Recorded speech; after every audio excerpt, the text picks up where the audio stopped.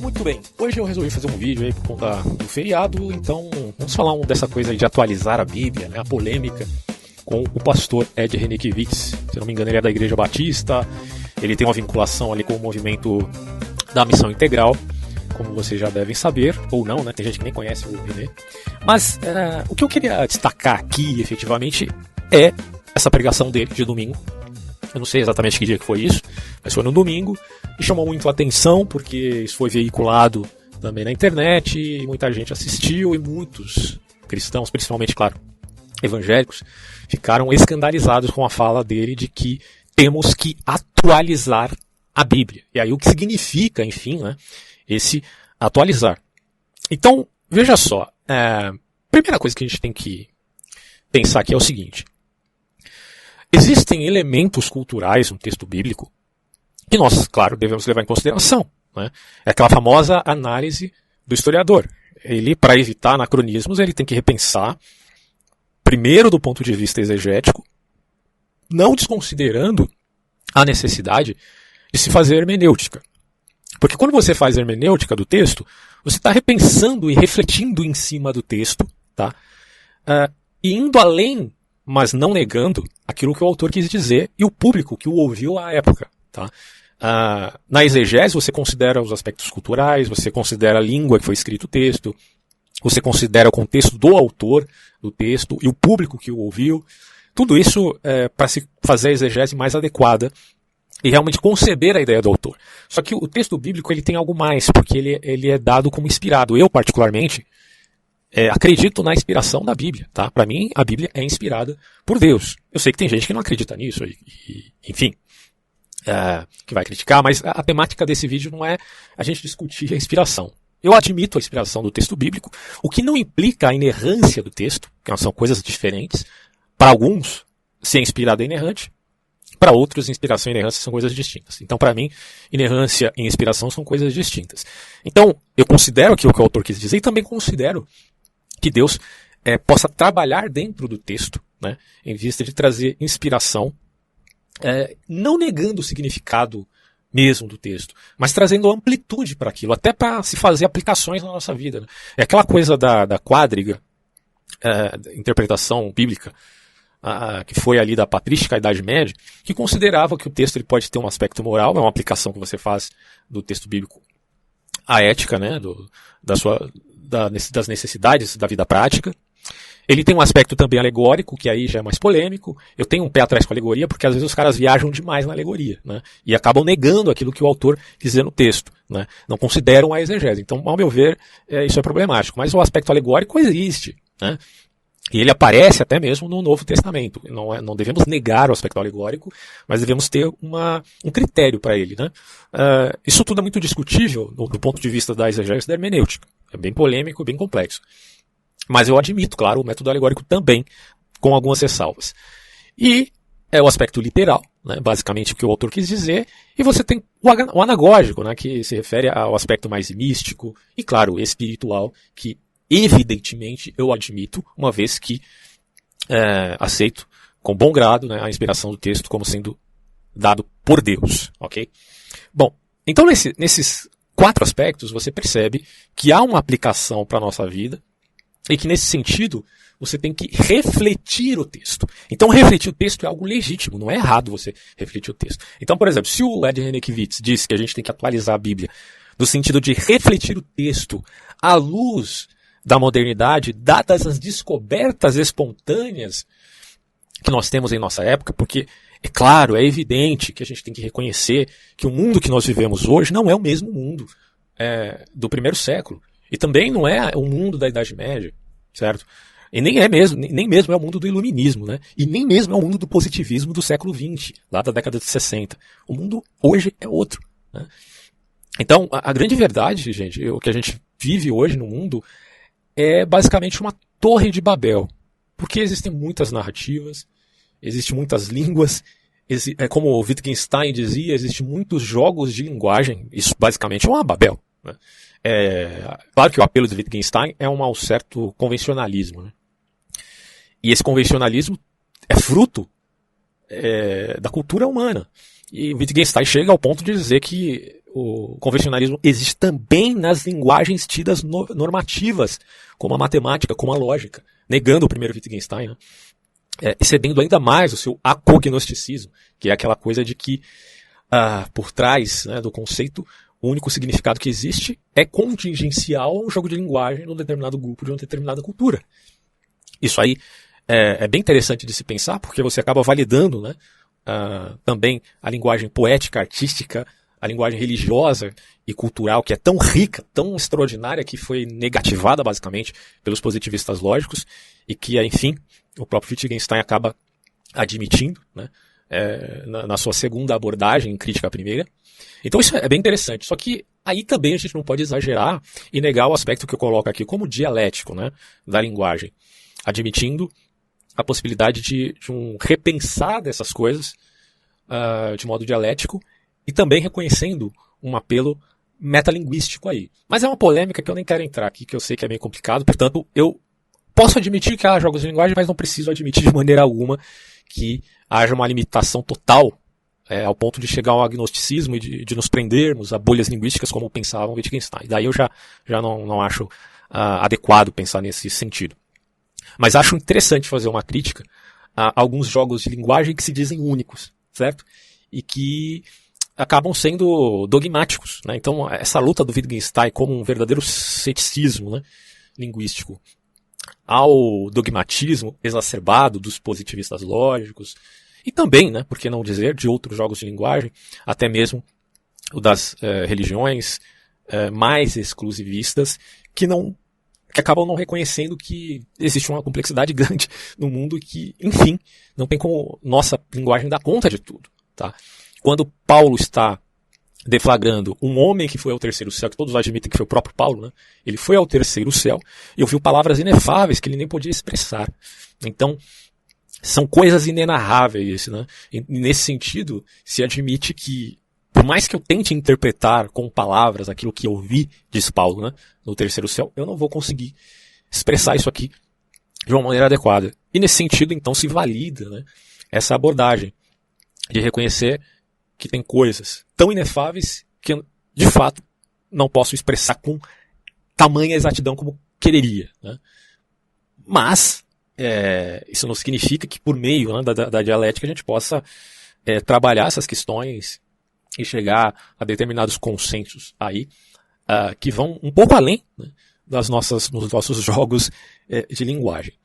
Então, assim, eu só disse isso porque, para deflagrar aqui do ponto de vista da virada linguística, da filosofia, você realmente tem um elemento aí que traz maior complexidade, certo?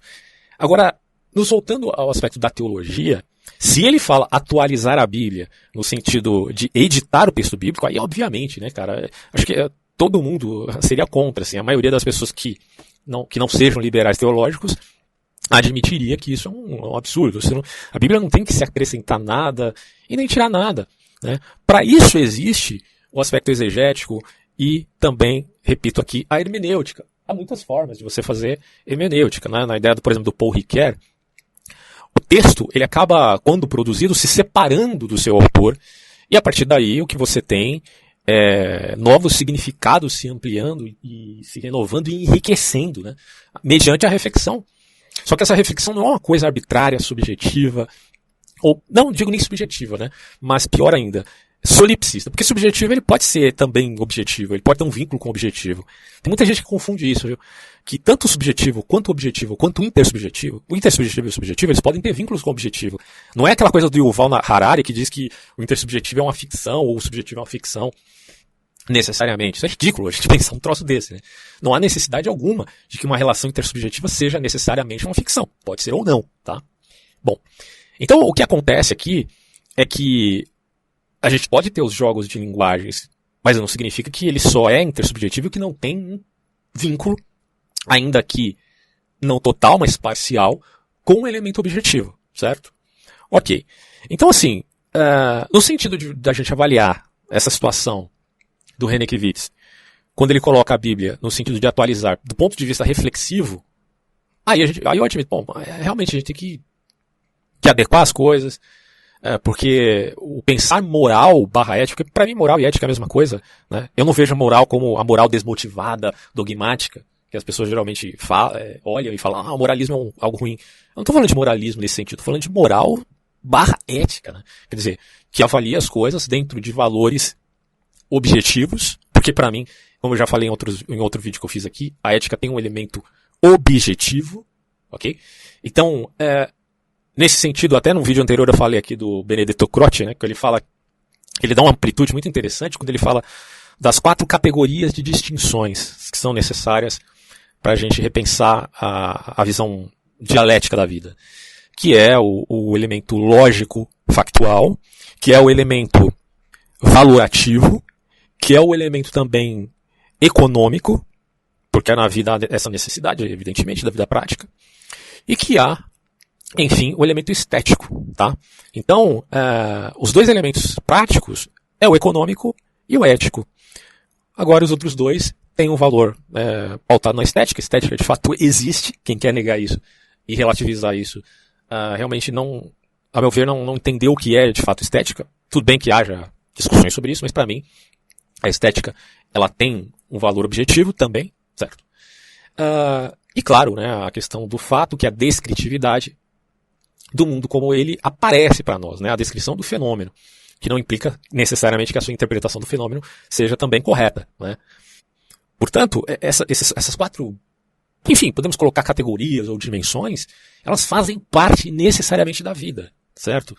Então, nesse sentido, o texto bíblico ele ganha muito maior riqueza, principalmente admitindo, enfim, a sua inspiração. Eu sei que tem toda essa polêmica de que quem definiu o cânon do texto bíblico não necessariamente estava inspirado. E aí como é que fica? Bom, eles usaram alguns critérios, alguns questionam ou não, mas a gente admite que os autores dos textos, boa parte deles, eram próximos a testemunhas oculares ou eram as próprias testemunhas oculares. Ainda que você admita que a carta de Pedro não foi Pedro que escreveu, e que Paulo só escreveu 7 cartas, e que os evangelhos não foram escritos pelos autores que estão ali no título, mas a grande realidade é que são textos antigos e próximos em décadas ao Jesus histórico. Então, para mim, isso já é de grande e enorme valia, né? Até porque o apóstolo Paulo é a chave do Novo Testamento, porque ele foi quem escreveu os textos mais próximos, né, quando Jesus ainda estava próximos da vida de Jesus. Claro, Jesus já tinha sido crucificado, morto e ressuscitado. Quando Paulo escreveu, Jesus já era ressurreto. Mas nesse sentido, são textos muito próximos, né? Isso é bem legal, bem interessante. Então, eu admito o estudo crítico da Bíblia, eu não preciso negar isso. E também admito a inspiração desse mesmo texto, porque para mim, essa inspiração ela é constatável, né? É constatável pelos frutos. Você pode criticar, para mim pouco interessa, não preciso discutir esse assunto, porque é algo que para mim está resolvido. Mas o que é importante é não admitirmos que haja essa necessidade de edição, porque nós iremos perguntar, né? Quer dizer, as outras gerações não editaram o texto bíblico, o que a gente tem que editar no século XXI? Faz sentido isso? Para mim, realmente não faz sentido. O que você precisa fazer é refletir o texto bíblico. E tem muita gente que usa a hermenêutica de Jesus, né? Tem o Caio Fábio que vive falando sobre isso, né? Que Jesus é a chave hermenêutica. Existem muitas críticas a esse respeito por protestantes mais viscerais dentro do método histórico gramatical, né? Que vão dizer que não é assim, que você não pode pensar da forma como essa, porque isso pode relativizar ponto A, B ou C de determinado dogma e tal. Mas, cara, a gente também tem que entender que os textos bíblicos eles têm elementos que a gente hoje não segue de maneira efetiva, né? Porque tem algumas passagens lá em Timóteo que dizem, não sei se é 1ª ou 2ª Timóteo, não estou lembrado agora, mas alguns versículos no Novo Testamento, não é nem no Velho, tá? É no Novo, que dizem que a mulher deve ficar calada na igreja, que ela deve usar véu. Então, assim, são elementos que a gente percebe claramente que são questões culturais ali, que é difícil você querer trazer, e que basicamente, vamos ser sinceros, ninguém segue hoje em dia. Agora, se você pega na Torá ainda, que é um texto muitíssimo mais antigo, que eu considero também que tem elementos extraordinários que não devem ser, de maneira alguma, rejeitados, como o Marcião queria, né? Se você se quer pensar em arrancar esses textos da Bíblia, isso é um absurdo, para mim isso tem que estar lá sim. Mas eles representam aquilo que o Novo Testamento coloca, né, como cumpridos em Cristo. Porque é muito interessante a gente pensar isso, né? Deus fez uma promessa a Abraão. E essa promessa a Abraão, se nós pensarmos bem, ela foi cumprida, né? Existem muitos críticos bíblicos que basicamente colocam a Bíblia como um mito completo e tudo mais, mas eles se esquecem que, por mais que você diga que aquele texto não foi escrito em determinada época, mesmo que não tenha escrito naquela época que a gente imagina, ou que se deflagre na narrativa, ele se cumpriu depois. E que as pessoas acertaram no seu cumprimento, né? Seja lá quem escreveu. Então, a promessa foi feita a Abraão. Você vai ter uma nação quase como as estrelas. Claro que existe uma linguagem hiperbólica, como as estrelas do céu. E, caramba, quando Paulo fala que Abraão tinha não os descendentes, mas um descendente que era o Mashiach, né, que para nós cristãos, né, é Jesus, é muito interessante, cara, porque ele vai simplesmente deflagrar que isso foi cumprido.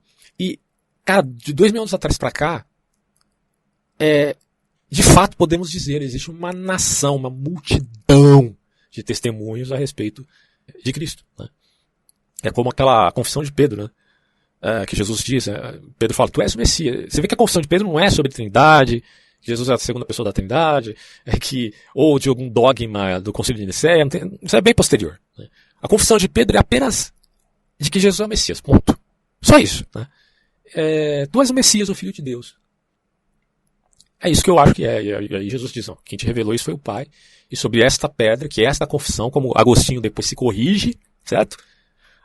No texto Retratações de Agostinho, ele vai dizer que a pedra da igreja não é o bispado ou apostolado de Pedro propriamente dito, mas sim a confissão de Pedro, certo? Está nas Retratações de Agostinho. Esta confissão de Pedro é a pedra, ou seja, Pedro confessa que Jesus é o Messias, e todos que confessarem que ele é o Messias serão salvos, né? Nesse sentido do Evangelho, né? Recebem as boas novas, admitem as boas novas, porque sabem que elas vieram de alguém confiável, né? Que nesse caso aí seria Jesus. Então, assim, eu entendo, cara, que hoje tem muitas questões complicadas, principalmente a questão de sexualidade, desses grupos que fazem pressões políticas, né? Dessa guerra ideológica de narrativa, coisa também da esquerda, da direita, tudo isso é muito complexo e refletir o mundo moderno com a Bíblia pode gerar uma disputa de paradigmas que é bem complicada, né? Então eu acho que aí também vai partir da consciência de cada um, né, diante do texto bíblico, daquilo que ele admite como algo que pode ser aceito ou não perante, né, esse mundo circundante que nós vivemos. Porque, inevitavelmente, o mundo circundante, nesse caso o Kivitz está certo, o nosso é diferente do de Jesus. Então é muito anacrônico você achar que é a mesma coisa, certo? Aí fica a questão, mas será que as regras impostas lá... Tudo bem, do ponto de vista moral você pode admitir valores que são atemporais, evidentemente, como eu acabei de dizer. Mas existem determinadas regras que têm um peso mais cultural do que meramente ético-moral. E aí, não sei se pode ser repensado ou não. Você vê que abriu todo um leque muito grande que gera uma certa dificuldade aí pra gente repensar as coisas, né? Então, assim, vamos refletir o texto bíblico, usar de misericórdia, né, com as pessoas, reconhecer as palavras de Jesus, né, que até a meretriz e os pecadores podem preceder, ou na verdade Jesus afirma, né, vão preceder os fariseus no reino dos céus. Esse reconhecimento de Jesus é algo que escandalizou, certo? Aqueles fariseus da época. E também reconhecer que o Espírito de Jesus é vivo, mas ao mesmo tempo a gente tem que admitir que o nosso mundo é diferente daqueles, até do ponto de vista de uma visão, né, cosmológica, física, química, etc. e tal. Então tudo isso tem que ser, tudo isso na verdade está sendo muito repensado hoje em dia, se a gente for observar, né? Você tem autores como N.T. Wright, Alistair McGrath, que são autores que repensam, né, o Evangelho, a Bíblia propriamente dita, à luz da ciência. Outros autores pensam a Bíblia à luz da política, outros pensam a Bíblia à luz da ética. Então, assim, tem muitas formas de você estar repensando isso e não tem como a gente achar que é uma coisa muito simples de se fazer, né? Você tem outros movimentos que são mais rigorosos, né, dentro dessa afeição à literalidade do texto bíblico, e que eu acho também que é legítimo. Por exemplo, aqueles que admitem, né, a Terra jovem e que trazem essa argumentação, bom, se a argumentação for válida, ótimo, né? Então é legítimo discutir essas coisas, colocar em pauta essas discussões, para mim é muito legítimo. Então, nesse sentido, os debates acontecem, e não há como a gente achar que a coisa é tão unânime ao ponto de que, enfim, coloquemos o Ed Renekiewicz como um herege, né? Esse é um ponto. Agora, outro ponto é que se o Renekiewicz ele está falando aquilo de atualizar a Bíblia dentro de uma tendência política que ele tenha, aí eu já acho inconveniente, tá? Por exemplo, vamos atualizar a Bíblia porque a gente tem que repensar e tal, quando na verdade ele supostamente estaria seguindo uma narrativa pós-moderna de visão de mundo que tem, na verdade, um cunho que a gente coloca aí como globalista, né? Que claramente, se você quer entender globalismo, é só você ler o livro do Yuval Noah Harari, né, Sapiens. Você vai entender o que é a mentalidade globalista, a cosmovisão globalista. É basicamente aquilo ali. Só que assim, aquilo ali não abre espaço para o cristianismo. Então, a gente tem que tomar muito cuidado para também não incorrer em erros, achando que essas visões que são populares demais, que estão nos tops, os livros mais lidos do mundo, representam aquilo que é a realidade mesmo. Não, representam o espírito de uma época.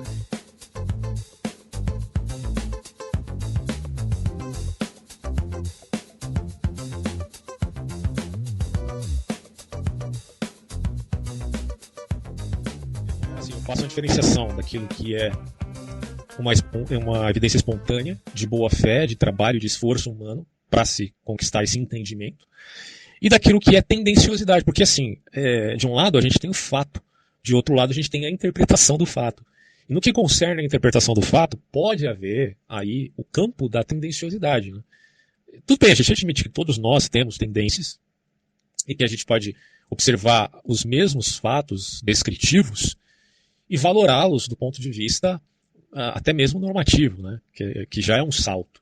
Isso acontece, por exemplo, no mundo moderno, naquilo que a gente chama de cientificismo. O cientificismo ele representa uma valoração dentro de questões descritivas, né? Prescrição de descrição. Aí, nesse sentido, é totalmente criticável, né? Quando ele se vale, inclusive, de uma metafísica. Mas é só um exemplo. Você tem também aqueles que seguem, por exemplo, o materialismo histórico, dialético de Karl Marx. Alguns dizem, como o Lukács, que seria um método científico isso, né? E que admite-se esse método, no caso aí o dialético, porque ele representa uma forma de entender a realidade mesmo, mas aqui em contexto. Então, o que eu percebo é que visões de mundo, elas podem ter um respaldo na realidade, mas quando se extrapola esse respaldo da realidade, aí ela se torna tendenciosa porque ela quer prescrever uma grande narrativa. O que acontece, por exemplo, na crítica que o Wittgenstein faz aos variados grupos, né, em vista até mesmo de não admissão do dogmatismo. Claro, dogmatismo em qualquer circunstância, né? Na ciência você tem o paradigma, como Thomas Kuhn dizia. Na religião você tem o dogma. E na política você tem a ideologia. Nos três campos principais aí, embora a ciência queira falar de fatos, não de valores, e nos outros dois você tem um campo mais voltado a questões valorativas, né? Embora na sociologia não se prescreva apenas, mas também se descreva, o que se percebe é que são pontos que abrem lacunas e que dentro dessas lacunas tem interpretações que podem ser questionadas, né? Então, nesse sentido, me parece que não vou dizer guerra de narrativas, mas vamos tentar ser mais ameno e colocar discussões de narrativas. Quando alguém se coloca como a última palavra, né, em determinado assunto, ele está fechando o pacote e está dizendo, olha, isso aqui é assim e não tem como pensar diferente. Aí o que se está dizendo, basicamente, é que não há espaço para contestação. Em termos de evidências e provas e compilações dessas provas, né, a gente pode ter uma narrativa que seja melhor do que outra, né? Não estou dizendo que há equipolência nas narrativas, que elas devem ser todas pareadas, mas que a plausibilidade ou o que a maioria diz não necessariamente reflete o que é a realidade mesmo. Por isso que Thomas Kuhn alerta, quando se refere à ciência, de que o seu paradigma, por mais bem elaborado e sofisticado que seja, como linguagem esotérica com S, ela pode ser destruída por uma anomalia tão simples, tão banal, né? Por quê? Porque ela reflete um jogo de linguagem específico que, no final das contas, pode não dar conta, na verdade não dá conta daquela anomalia, se a anomalia for de fato verdadeira. Tá? O que não significa que a anomalia represente negacionismo. Negacionismo é outra história, né, que obviamente não estou defendendo aqui. Mas que também é um tanto ambíguo aí, a gente precisaria repensar. Então, assim, eu acho que, do ponto de vista aqui do René Kivitz, como eu coloquei, se ele está se referindo à coisa de atualizar o texto bíblico no sentido de que isso represente uma reflexão sobre o texto, porque a gente está num mundo onde muitas disciplinas foram criadas e muita coisa foi repensada, é um mundo extremamente dialético. E que, para fugirmos da confusão, o único jeito é usar de dialética. Dialética no bom sentido, né? Não no sentido estrutural da realidade, de Hegel, não, é no sentido de discutir ideias apenas, né? Socrático mesmo. Então, assim, para sintetizar essas coisas. Nesse sentido, eu acho válido você refletir, porque, poxa, no século XX você tem o surgimento da psicologia, né? Você tem as ciências avançando, o reconhecimento de vários processos de entendimento, né? E tudo isso, sendo, né, de boa fé, espontâneo, esforço humano, tem que ser repensado também à luz do Evangelho, uma vez que nós somos cristãos, né? A gente tem que repensar isso dessa forma. Pode haver nesse ínterim, né, um choque de paradigmas, aí a gente vai ter que lidar de uma maneira mais adequada possível. Agora, por isso que eu acho assim, que a guerra cultural não pode ser algo visceral no sentido de destruir o oponente, né? Porque para mim sempre está acima de qualquer disputa de narrativa, uma vez que nós somos cristãos, a misericórdia, o amor e a bondade de Deus. Para mim isso aí é inegociável, né? Então esses elementos são muito mais importantes do que qualquer outro que se refira aí a uma labuta de guerras narrativas que venham a dissipar os inimigos, como se eles não pudessem ter alguma razão em determinado ponto, né? Por isso que eu valoro aí nesse sentido o perspectivismo, porém eu não sou agnóstico, né, como era Wittgenstein.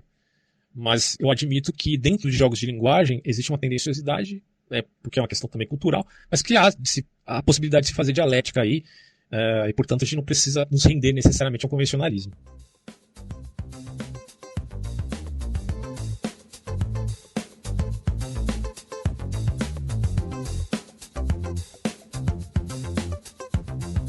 A gente tem que tomar cuidado também, no sentido de que repensar o nosso mundo circundante frente à Bíblia não significa admitir o espírito de uma época como se ele fosse a verdade. Não.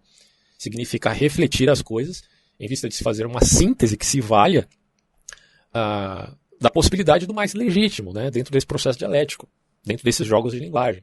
Né? Então, enfim, vocês estão vendo que a coisa não é simples, não é fácil, e que devemos também entender qual é a escola de pensamento daquele que está pregando, né? O Ed Renekiewicz, ao que me parece, ele não é ortodoxo, ou ele é neo-ortodoxo, ou ele tem uma puxada mais para o liberalismo, não sei o certo. Tá? Eu, particularmente, me vejo mais neo-ortodoxo do que ortodoxo, então eu realmente estou um pouco mais aberto assim, a repensar essas questões, como ele coloca, do que a me apegar a uma ortodoxia muito rígida, como o pessoal geralmente faz, principalmente da presbiteriana, né? O pessoal aí mais rígido, né? Que, como eu disse antes, tem o seu valor, né? E eu vejo muito valor, inclusive, na igreja presbiteriana. Mas é aquilo, né? Você tem muitas disputas aí e, em muitos casos, cara, eu confesso, eu suspendo meu juízo. Porque tem muita coisa que não tem como a gente ter certeza a não ser pela fé. Mas isso aí não implica que a fé seja irracional, não, tá? Significa que ela é não racional em alguns aspectos. Em outros, obviamente que eu valoro, tenho N evidências para dizer, olha, minha fé é baseada numa grande razão aqui e eu estou expondo ela, né? Mas em certos pormenores, entendeu? Que a gente não tem resposta para tudo nesse mundo. Não tem jeito. Você achar que vai ter resposta para tudo e que a sua fé é totalmente pautada na razão, não tem como. E nenhuma visão de mundo é totalmente 100% pautada na razão. Isso é uma falácia, né, de quem diz isso. Então, enfim, acredito que o Ed Renekiewicz, ele pode pelo menos esclarecer o ponto dele. Eu não sei se ele já fez isso, mas seria interessante ele esclarecer isso. E deixar claro que se o que ele quer é repensar uma edição da Bíblia, ou se ele quer refletir o texto bíblico dentro de descobertas espontâneas que nós temos aqui no mundo moderno. Que são coisas diferentes, né? Descobertas espontâneas, né, que a maioria das pessoas admitem como evidências, que não são tendências de um mundo pós-moderno, ou seja, não estamos falando do zeitgeist, do espírito de uma época. Por exemplo, no espírito de uma época, você pode ter uma época que o marxismo estava na moda, né? Ou outra época que o cientificismo está na moda. Então, enfim, são espíritos de uma época que tem excessos, né? Por exemplo, o positivismo de Comte, que acreditava no evolucionismo, né, social. Hoje, quase ninguém admite isso aí, mas era o espírito de uma época. E chegou às raias da loucura do cara fazer uma igreja positivista, né, que negue a Deus, mas é uma assembleia. Né? Bom, isso tudo é tendenciosidade. Tá? Então a gente tem que separar o que é tendenciosidade daquilo que reflete uma boa fé de evidências que se demonstram espontâneas e que se abrem para um leque maior, para a gente repensar essas coisas. E como cristãos dentro da esfera, né, do cristianismo, de uma maneira justa, ponderada, calma, e sem exacerbações evolucionárias, que aí para mim já acho um absurdo. Então por isso que eu estou dizendo, se ele está falando isso dentro de uma tendenciosidade já liberal, política, que aparenta até mesmo a teologia da libertação, aí eu já acho danoso. Mas se ele fala no sentido de, poxa, vamos refletir isso, até ele coloca o contexto, né, dos homossexuais, vamos refletir isso, porque a gente tem que entender que ali são pessoas que estão sofrendo por uma determinada questão. Hoje a gente está vivendo num mundo que admite a psicologia, né, como um modus operandi de conhecimento, uma ciência, que entende, né, do ponto de vista psicológico, que existem transtornos, que existem dificuldades. Estou dizendo que o próprio homossexualismo seja um transtorno ou uma doença. Né? Se eu falar isso aqui, os caras vão encher meu saco aí nos comentários. Mas que existem elementos que estão sendo repensados dentro da psicologia, desde o século XX até agora, e que são considerados também para o debate. Tá? E que não é só a admissão do dogma bíblico, mas que isso, obviamente, tem que ser repensado em vista de reconhecer também os elementos da Bíblia e valorá-los sinteticamente com estas tais descobertas espontâneas da psicologia, da antropologia, etc. E tal, né? Então acho que nesse sentido não vejo que ele seja errado. Né? A gente tem que contemporaneizar algumas coisas e ver até onde se pode ir ou não, porque a gente tem que valorar aquele texto e aqueles valores que são, nesse sentido, dentro do texto bíblico. Bom, basicamente isso que eu tinha a dizer. Eu não estou definindo, né, de uma maneira muito clara, porque para mim esse debate é bem extenso, né, mas eu só estou tentando trazer aqui um ponto de vista que considere um benefício de refletir o texto bíblico e um malefício se você quer editá-lo em vista até mesmo de defender uma tendência política que, a meu ver, foi danosa no passado e tem sido também no presente dentro desses contextos de guerras culturais, como já explicitei no vídeo anterior quando falei de Antônio Gramsci e da sua luta por hegemonia e busca de território, aquela coisa meio animalesca mesmo, né? Do animal lá que quer ter o território dele, ele até urina ali para manter aquele território resguardado. A guerra cultural acaba incidindo nisso também, né? Claro, de uma forma muito mais sofisticada. Então a gente tem que tomar muito cuidado para reconhecer que há essa disputa de narrativas, mas que acima da disputa de narrativa, para os cristãos, sempre é maior o aspecto da misericórdia e da bondade de Deus, né? Que isso tem que estar acima de tudo. Eu sei que muita gente vai dizer que o Heidegger Renekiewicz é um cara que prega o amor como justificativa para o pecado e tudo mais, né? Deus é amor, Deus também é justiça e tudo mais. Bom, quando você começa a entender a situação ontológica do ser humano perante o mundo, eu acho que, sinceramente, é a minha opinião, prevalece a misericórdia. Agora não estou dizendo que todo mundo vai ser salvo, não estou pregando universalismo aqui, porque quem sabe dessas coisas é Deus, não sou eu. Né? Mas o que eu estou dizendo é que, poxa vida, dentro do que a gente percebe hoje, né, do ponto de vista ontológico da situação do ser humano no mundo, eu admitiria, sim, mais misericórdia do que qualquer outra coisa. Por isso que eu sou um grande admirador aí de um autor chamado Philip Yancey, né, que é um escritor cristão. Sei que muita gente critica o Philip Yancey, né, por ele ter essa pegada do que alguns críticos vão dizer de ultra graça, né, ou de uma graça exacerbada. Mas, cara, eu sinceramente, à luz da situação ontológica do homem, eu admito, sim, que a graça e a misericórdia devem prevalecer sobre o juízo. Mas, claro, tudo está na mão de Deus e eu não tenho a palavra final aqui, tá bom? Então, finalizo por aqui, até próximos vídeos.